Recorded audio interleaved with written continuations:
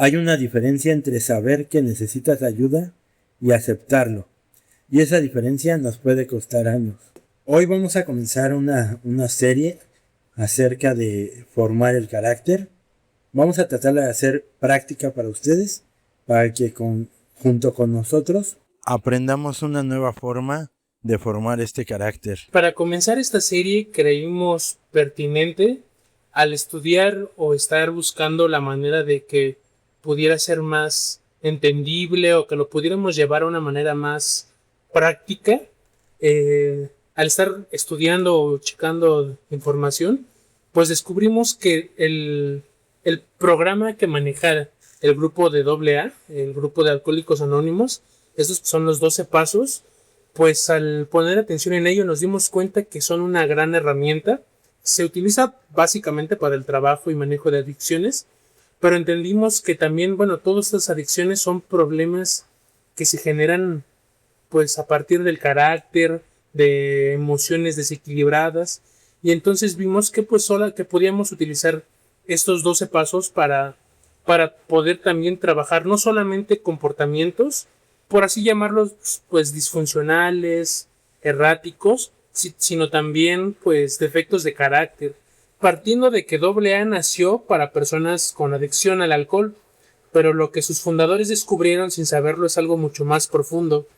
Todos tenemos algo ante lo cual somos impotentes, algo que corre más rápido que nuestra voluntad, algo que hemos intentado cambiar 1000 veces con pura fuerza, algo que, si somos honestos, ha hecho ingobernable en algún grado alguna área de nuestra vida. Puede ser el enojo que explota antes de que puedas pensarlo, la necesidad de controlar a las personas que amas, la ansiedad que anticipa desastres que nunca llegan, el perfeccionismo que paraliza más de lo que construye, o la necesidad de aprobación que toma decisiones por ti. Todos tenemos algo de esto, algunos más en mayor o menor medida, pero pues son defectos de carácter que bien podemos trabajar. Y como bien dices, haciendo énfasis en que pues no es solamente para aquellos que tienen un problema de adicción, ¿no? Sino cualquier persona que quiere mejorar, ¿no? Que quiere cambiar algo en su vida. Y bueno, vamos a empezar con el primero, que es: admitimos que éramos impotentes ante el problema y que nuestra vida se había vuelto ingobernable. Qué difícil aceptar esa rendición, por así decirlo. Aceptar de alguna manera, o como se ve normalmente, esa humillación, ¿no? De decir, pues me rindo, ¿no? O sea, no puedo, ¿no? No puedo solo, no puedo, necesito ayuda. Y es difícil porque nuestra mente, pues tiene mecanismos de defensa, ¿no? Y uno de los principales y los que nos sabotean más es la negación. Muchas veces, a lo mejor, aunque tenemos el problema enfrente de nuestros ojos, pues pensamos que no es para tanto, que no lo tenemos. Inclusive podemos saltar algunas justificaciones o argumentos, ¿no? ¿Por qué pensamos que la situación no es realmente un problema, ¿no? O lo proyectamos en la demás gente, ¿no? Decimos, no, es que él sí tiene un problema en esto, cuando realmente a lo mejor nosotros somos los que tenemos el problema. Creo que el primer paso es conocer que estos son mecanismos de nuestro cerebro de defensa, y que no es que sean malos, no es que seas vaya tonto y que por eso estés negando las cosas que están ahí enfrente de ti, sino que simplemente son mecanismos que ocupa tu cerebro para no romper esa imagen que tiene de ti, ¿no? Esa imagen que por años te has hecho de ti mismo, para no romperla, pues tu cerebro ocupa este tipo de mecanismos y repito, no es que esté mal, sino lo que está mal es dejarte gobernar por ellos. Sí, como mencionas, estos mecanismos que protegen nuestra estructura mental, y si bien escogimos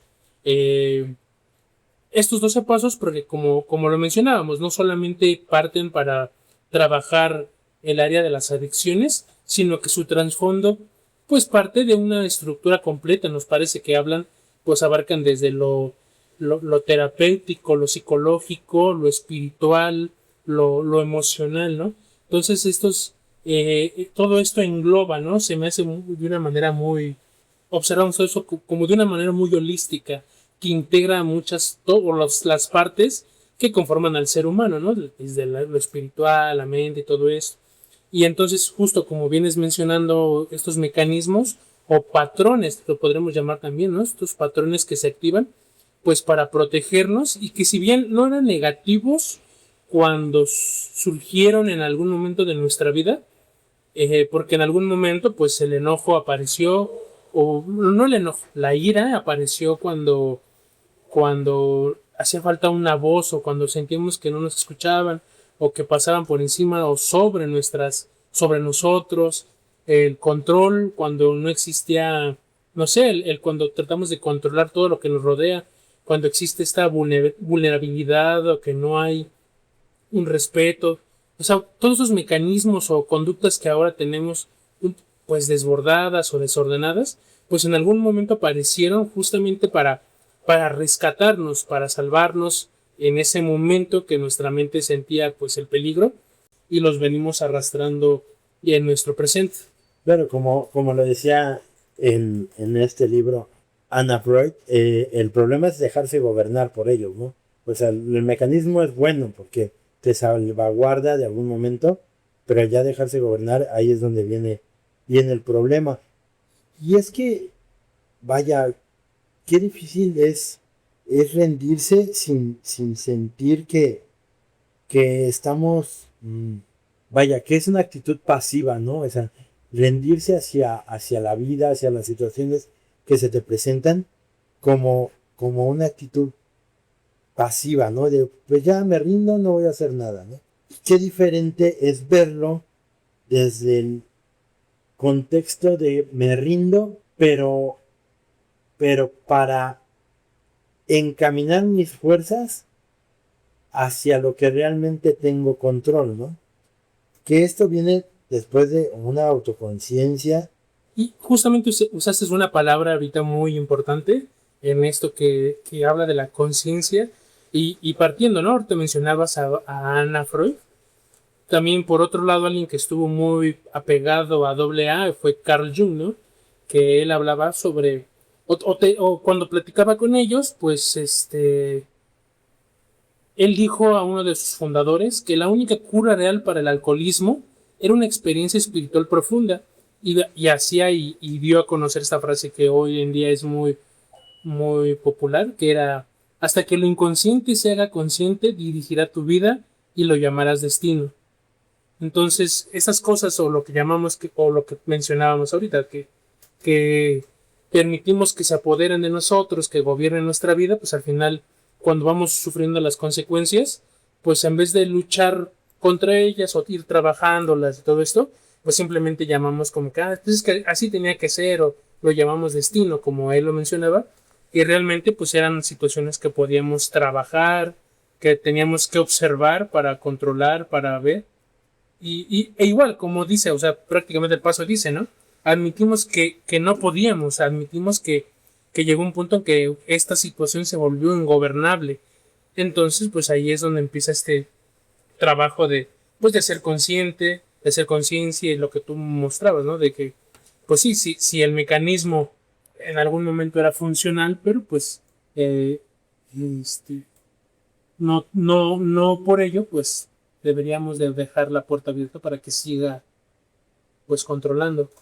Sí, y es que gobernar o controlar estos mecanismos de defensa, siento que viene muy de la mano con la inteligencia emocional, ¿no? Ese hacer autoconciencia de lo que estás sintiendo en el momento y tratar de llevar esa autorregulación de controlarlo, no de actuar impulsivamente.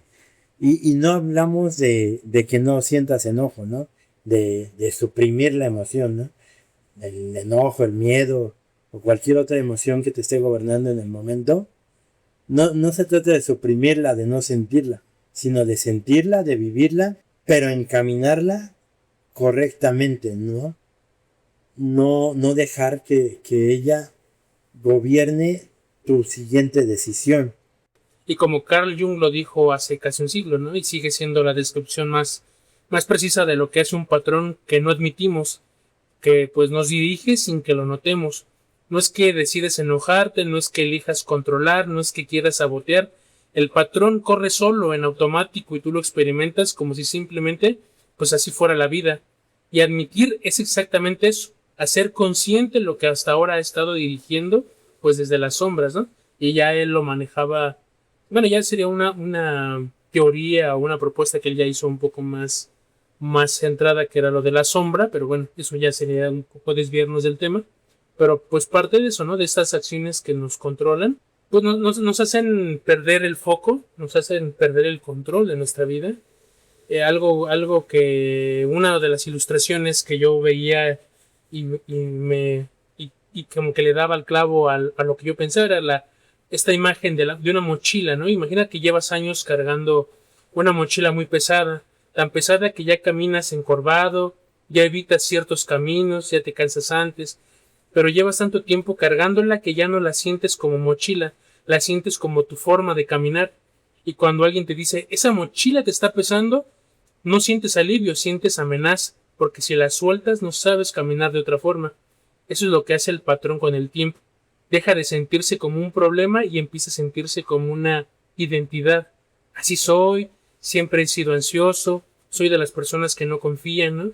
Y el primer paso no te pide que sueltes la mochila todavía, solo te pide que la pongas en el suelo un momento y la veas, que admitas que es un problema y que te está haciendo ingobernable o que te está haciendo un problema, ¿no? O sea, no, todavía desde este punto no te llama a corregir, sino que te detengas y admitas que allá hay una situación.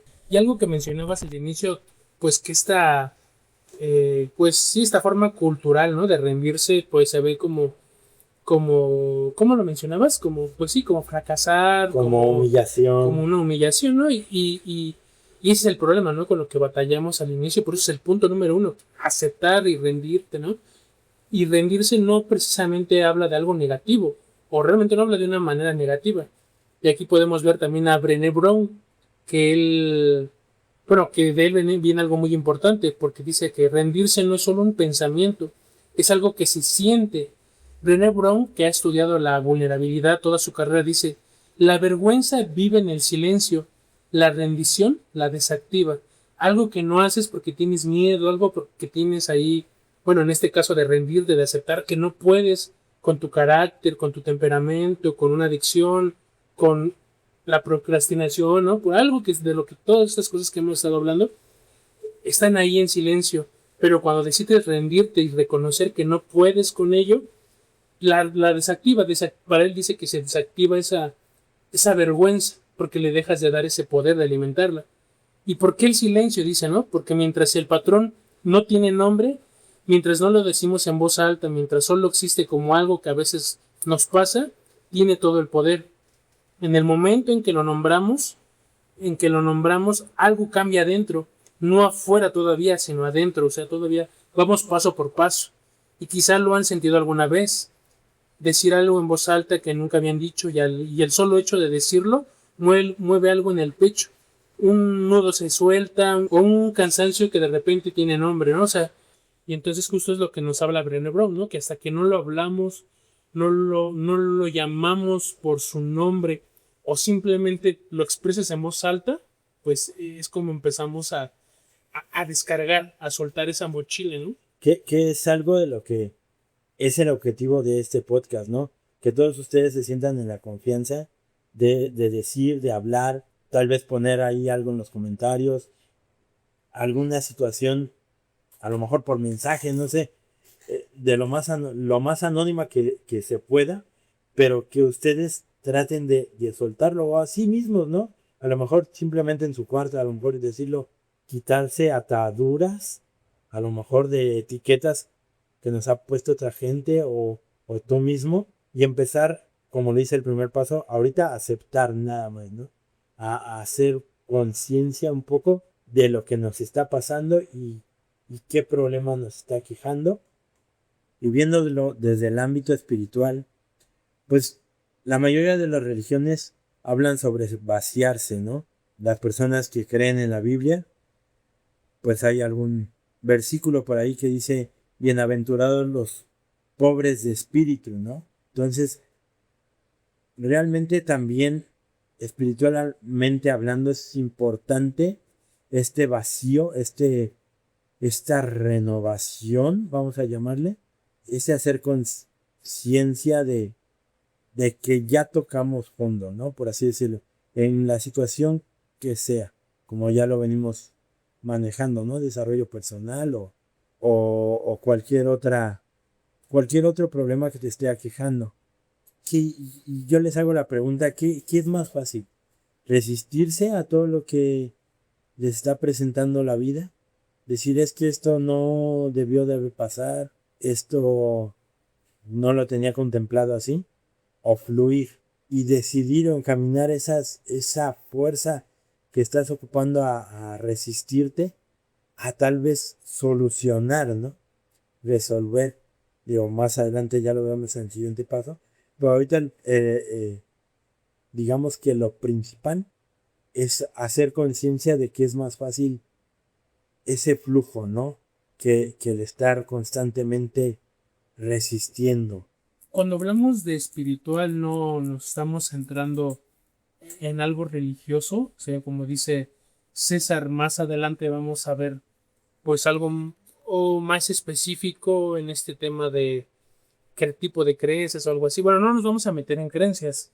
Realmente tú le vas a dar un significado más bien un significante a esta palabra, pero creo que podemos obtener sabiduría de diferentes corrientes, no cerrarnos solamente, no, pues es que yo practico esto o practico lo otro. Inclusive puedes partir de ello. Aquello que tú practicas, pues puedes buscar información acerca de alguna enseñanza, de lo que tú pones en práctica. Y si eres una persona que a lo mejor, y te repito, no estamos hablando de religión, sino de lo espiritual, ¿no? Cada quien tendrá una manera de verlo, un algo de cómo definirlo, pero simplemente nos vamos a esto que es más como de la sencillez, de algo, eh, no sé, por ejemplo, ¿no? C.S. Lewis, que aunque viene de una perspectiva pues cristiana, su lenguaje pues es igual, es universal y trata sobre el ego y la rendición, ¿no? Y tiene esta frase donde el humilde no piensa menos de sí mismo, simplemente piensa menos en sí mismo. Muy buena reflexión, porque el pensar primero en los demás, creo que ahí es donde radica la humildad, ¿no? El anteponer a veces un poco intereses, ahí es donde radica la humildad de una persona.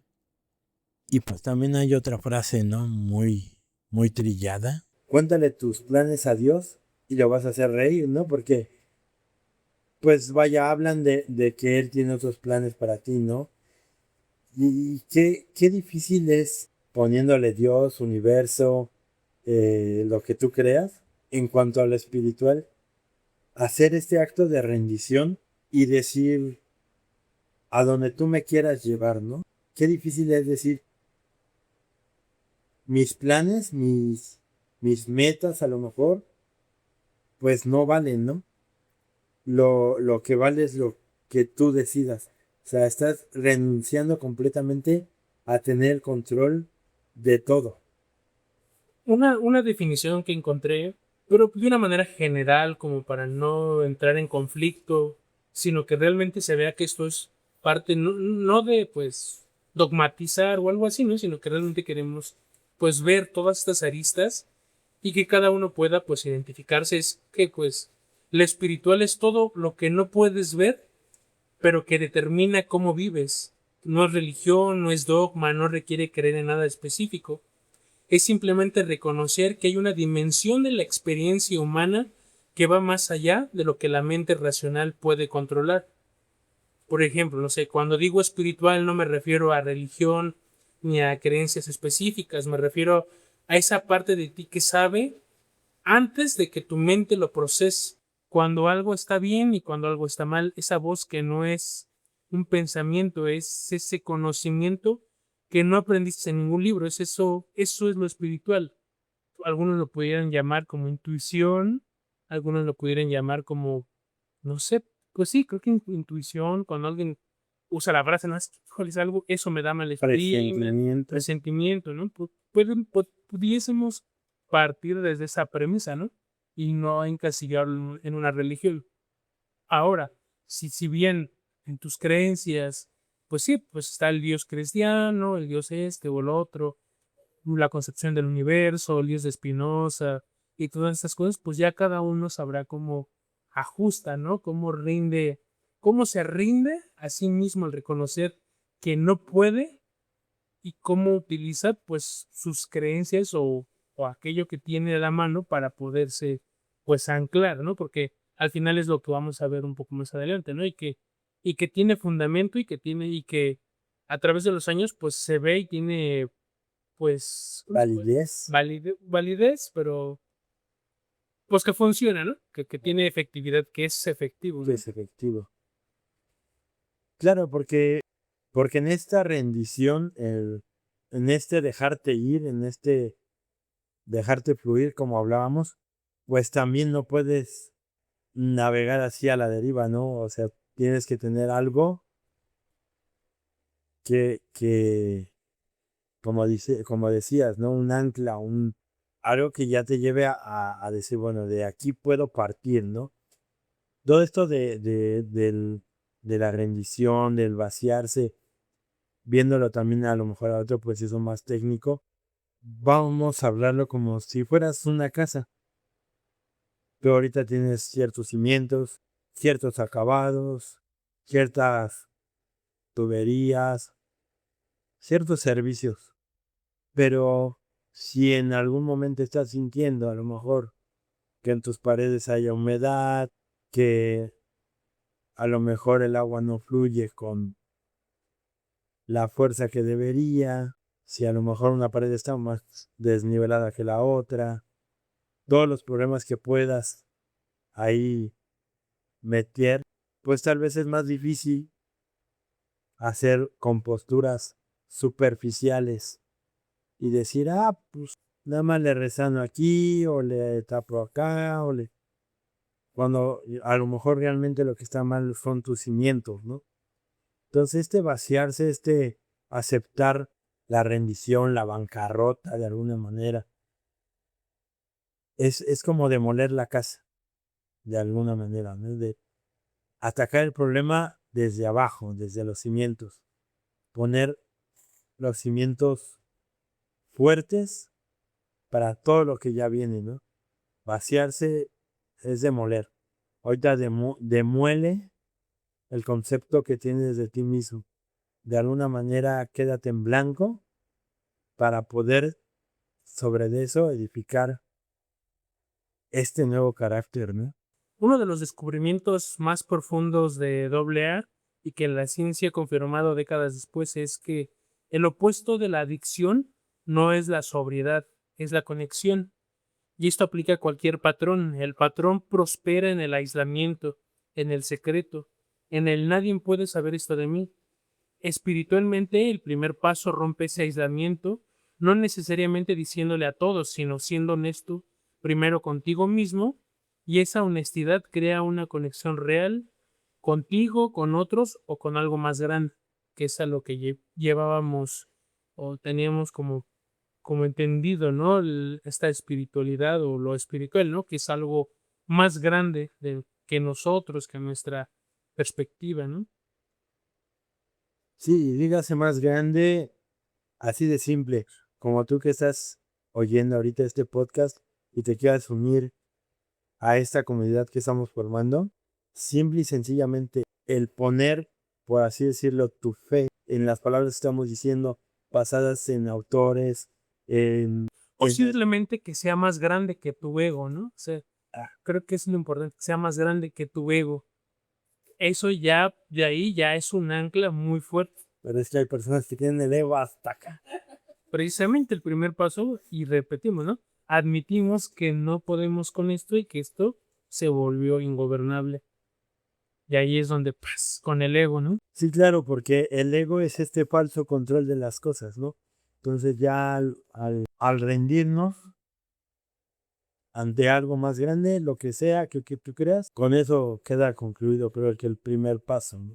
Y viene una parte también muy, muy crucial del por qué a veces nos cuesta avanzar también de este primer paso, de este primer punto, es porque nos estampamos con esto que le llamamos la paradoja del control. Mientras el patrón opera sin ser visto, nos maneja a nosotros, y en el momento en que lo nombramos, lo sacamos a la luz, y lo que está a la luz puede observarse. Lo que puede observarse puede cuestionarse, y lo que puede cuestionarse puede con tiempo cambiar. El control real no es nunca me pasa esto, el control real es cuando me pasa, lo noto.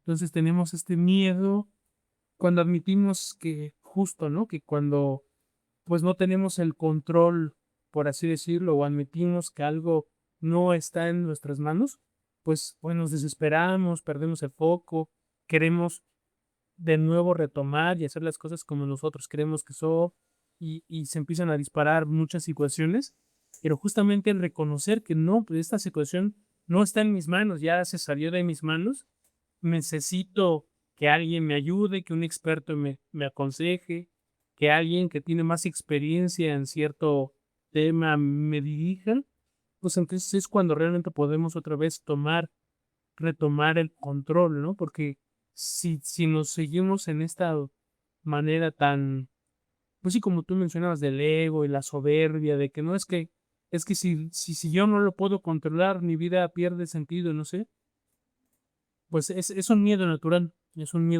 pero pues al final reconocemos esto, que tenemos que entender que pues no siempre vamos a tener el control y está bien aceptarlo, reconocerlo. Realmente, yo creo que nunca tenemos el control absoluto, ¿no? Hay situaciones que siempre van a salirse de nuestras manos, ¿no? ¿Qué control podría tener, por ejemplo, una persona sumida en los campos de concentración, ¿no? En el tiempo del Holocausto. Vaya, creo que en una situación más vulnerable, pues muy pocas, ¿no? Y en medio de esta vulnerabilidad, Víctor Frank nos habla de cómo las personas seguían encontrando el valor de vivir la vida, ¿no? El sentido, por así decirlo, de vivir. Y es que precisamente él habla de que el ser humano puede aferrarse a ese sentido.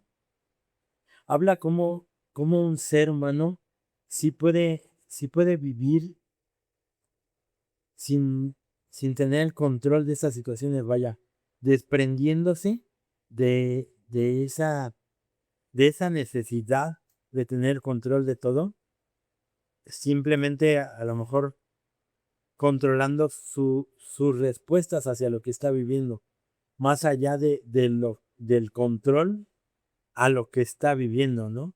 Sino su respuesta hacia eso, cómo lo encaminas, cómo interpretas la situación, cómo le das el sentido a a la situación, ¿no? Y es que habla bueno, me dejó muy marcado con la frase de, al hombre se le puede arrebatar todo, salvo la última de las libertades humanas, la elección de la propia actitud ante cualquier circunstancia dada. La actitud con lo que tú estás enfrentando lo que te está pasando, tu interpretación a los hechos, ¿no? Tu manera de responder hacia esa situación que te está creando, pues a lo mejor un conflicto, ¿no? Entonces, esa elección, esa libertad, hacerla consciente de que la tenemos, es un paso muy importante para parte de esta aceptación, ¿no? Del problema, aparte de la rendición en el buen sentido de la palabra hacia todo lo que nos puede pasar, porque qué peor situación que esa, ¿no? Entonces, lo que vivimos nosotros diariamente no se equipara, aunque para uno propio, pues puede ser un infierno. En lo práctico y relacionándolo con los temas que hemos venido manejando, El primer paso tiene una estructura universal, que es por lo que nos llamaba mucho la atención. Admitir que algo nos supera más, reconocer que nuestra vida refleja ese patrón. Y eso aplica a cualquier área del desarrollo personal. La adicción es solo el ejemplo más visible, pero el mecanismo es el mismo en todos. Y hay varias áreas donde aplica directamente todo esto. Por ejemplo, en el enojo y la reactividad. Admito que soy impotente ante mi enojo, que reacciono antes de pensar y eso hace ingobernables mis relaciones. En la codependencia y el control, siguiendo esa estructura que habíamos dicho de admitir y luego reconocer, pues aquí pues admito que soy impotente ante la necesidad de controlar a las personas que amo y reconozco que eso hace ingobernables mis vínculos. En la ansiedad y el catastrofismo, admito que soy impotente ante mi mente ansiosa, que anticipa desastres que raramente ocurren y eso hace ingobernables mis decisiones. Con la procrastinación y el autosabotaje, admito que soy impotente ante el impulso de postergar y reconozco que eso hace ingobernables mis metas. En la necesidad de aprobación, admito que soy impotente ante la necesidad de que los demás me validen y eso hace ingobernables mis elecciones. En la relación con el dinero y la abundancia, bien, admito que soy impotente ante mis patrones financieros y reconozco que gasto compulsivamente o que el dinero me quema o que saboteo mi propia prosperidad. La autoexigencia y en el perfeccionismo. Admito que soy impotente ante mi crítico interno y que esa voz hace ingobernable mi paz y mi autoestima. Y es un ejercicio que cada uno, pues correspondiente a su situación, a lo que quiere trabajar, pues este ejercicio es admito que soy impotente ante, escribe lo que tú creas, o bueno, no lo que tú crees, o sea, lo que tú has observado, y que eso hace ingobernables tus vínculos, tu economía, todo eso. Cuando alguien puede completar estas dos frases con honestidad, ya hizo el primer paso. No importa si es adicción, enojo, codependencia. El, el mecanismo es idéntico. O sea, todo habla de un desorden, de una situación. Podrías, bueno, tomar una hoja y escribir, ¿no? Empezar con son 4 puntos. El primero sería escribir el área de mi vida donde más me cuesta cambiar, aunque quiero es, y ahí tú dices, tú pones. El punto número 2, el patrón específico que se repite ahí es, y tú pues ya sabrás a conciencia. El punto 3 es, lo que ese patrón me ha costado en esta área es, ya tú pones la situación, y el último paso es, mi primer paso personal es, y empiezas, admito que soy impotente ante, ya construyéndolo con lo que has escrito anteriormente, y que eso ha hecho ingobernable, tú escribes ahí qué situación. Ya cuando lo escriben en esta forma deja de ser vago y se convierte en algo real, en algo concreto, y es más fácil pues poder trabajarlo. Háganlo, realícenlo en los comentarios o tal vez pues hagan lo suyo, ¿no? Y empecemos, ¿no? Con esta formación de un nuevo carácter.